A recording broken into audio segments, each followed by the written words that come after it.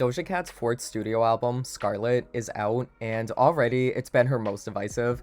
Obviously, there was tons of controversy leading up to the album. She had multiple Twitter rants, her dissing her old music, criticizing her fans, and the flack she's gotten for supposedly selling her soul to the devil.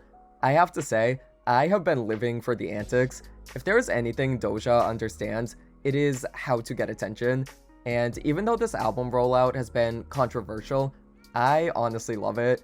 I love how she's gotten people to take the bait and give her the outrage clicks. She knows what she is doing, and it's definitely working since this album has been absolutely smashing.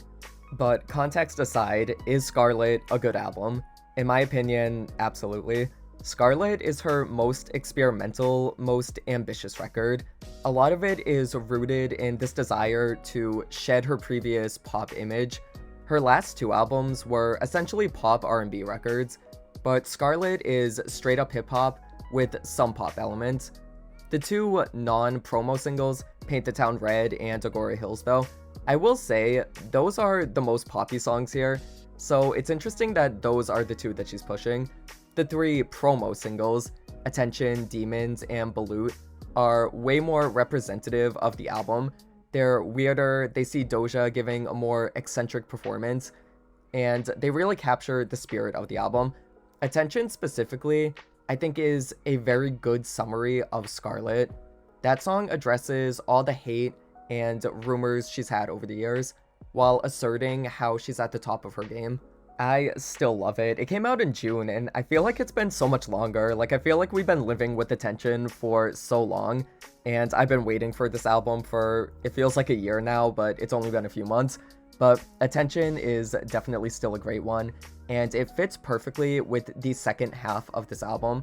I thought for sure it was going to be the opening track, and I think it would work as that, but sonically it's more in line with tracks 10 through 17. Those tracks specifically are more trippy and less frantically produced than the first half of the album. The first half to me is her letting all of her frustrations out. Wet, FTG, Ouchies, Demons, they all have this really manic, confrontational energy to them, where she's letting it be known that if you're not on her team, she wants nothing to do with you, and that she is that girl. They're great screw you anthems, especially Wet. That one has such a great hook, definitely one I'll be singing to make me feel like a bad bitch. Meanwhile, the second half of the album, like I said, takes a chiller turn. After Agora Hills specifically, which I have to say is my favorite, I love the Y2K throwback sound it has, and she just sounds so pretty in it. I actually prefer the second half of Scarlet. I think it has a lot of my favorite songs, Skull and Bones, Love Life, and Can't Wait specifically. Can't Wait is so catchy, that is also a highlight for me. But all these songs have a great hazy atmosphere to them, but it's not like she ever loses the main conceit of the album, especially Skull and Bones, which is this great piano-driven track, basically calling out all the people she fooled with her satanic imagery shtick. I feel like this should have been the closing track. It feels like this is really where the themes of this whole era come together. I especially love in the first verse when the music stops and she says, "That's why God blessed me, you should respect him." I love how she spent this whole album cycle cosplaying as a Satanist and then drops that line. I think that is so brilliant and such a Doja move. I also have to shout out the What You Mean freestyle at the end. That one gives me mixtape era Nicki vibes, and I love that. It is so good.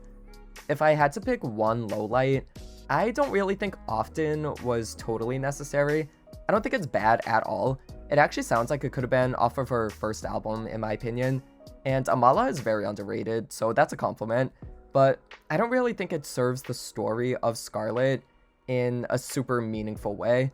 It's a little meandering and probably the one I look forward to the least.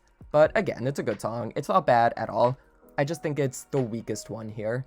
I've seen a lot of people say 97 is their least favorite, and I don't really get that. I don't think it's a standout, but I enjoy that one. Again, it's a good, chill, piano-y track. Granted, it's probably not one that I'll revisit a lot, but still, it's a good one. Overall, though, I really enjoyed Scarlet. I love when artists take risks like this and make something that's meant to be divisive. she clearly was not aiming for the same people her last two records were aiming for. And I love Hot Pink and Planet Her. As of now, I still do prefer them to Scarlet, but I respect Scarlet more for being such a bold direction for Doja to go in. And that's not to say I don't respect Hot Pink or Planet Her either. Like I said, those two are my favorites. As a pop girly myself, I just get more enjoyment out of those two.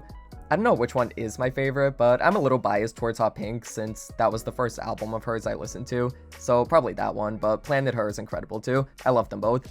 But Scarlet, I just think that this is an incredible body of work where she said what she said.